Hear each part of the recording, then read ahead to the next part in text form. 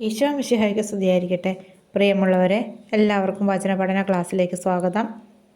നമുക്കിന്ന് ആദ്യം തന്നെ ഈ ആഴ്ച പഠിച്ച എല്ലാ വചനങ്ങളും ഒന്നുകൂടി ഓർത്ത് നോക്കാം. സുഭാഷിതങ്ങൾ 20:20. അപ്പനെയോ അമ്മയെയോ പ്രാകുന്നവൻ്റെ വിളക്ക് കൂരിരുട്ടിൽ കെട്ടുപോകും. 2 മക്കബായർ 8:18. നമുക്കെതിരെ വരുന്ന ശത്രുക്കളെയും ലോകം മുഴുവനെ തന്നെയും അങ്കുലി ചലനം കൊണ്ട് തറ പറ്റിക്കാൻ കഴിയുന്ന സർവശക്തനായ ദൈവത്തിലാണ് നമ്മുടെ പ്രത്യാശ.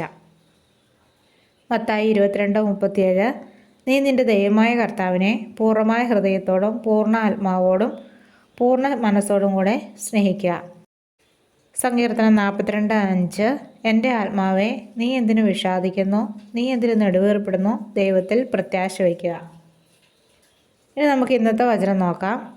യോഹന്നാൻ 1:1. ആദിയിൽ വചനമുണ്ടായിരുന്നു, വചനം ദൈവത്തോടു കൂടെയായിരുന്നു, വചനം ദൈവമായിരുന്നു. നമുക്കിത് 3 പ്രാവശ്യം ഏറ്റുപറഞ്ഞ് പഠിക്കാം. യോഹന്നാൻ 1:1.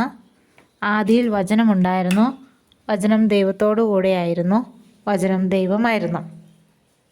യോഹന്നാൻ 1:1. ആദിയിൽ വചനമുണ്ടായിരുന്നു, വചനം ദൈവത്തോടു കൂടെയായിരുന്നു, വചനം ദൈവമായിരുന്നു. യോഹന്നാൻ 1:1. ആദിയിൽ വചനമുണ്ടായിരുന്നു, വചനം ദൈവത്തോടു കൂടെയായിരുന്നു, വചനം ദൈവമായിരുന്നു. ഈ വചനം എല്ലാവരും ബുക്കിലേക്ക് എഴുതുകയും പഠിക്കുകയും ചെയ്യുക. നാളെ മറ്റൊരു വചനവുമായിട്ട് കാണാം. ദൈവം എല്ലാവരെയും അനുഗ്രഹിക്കട്ടെ.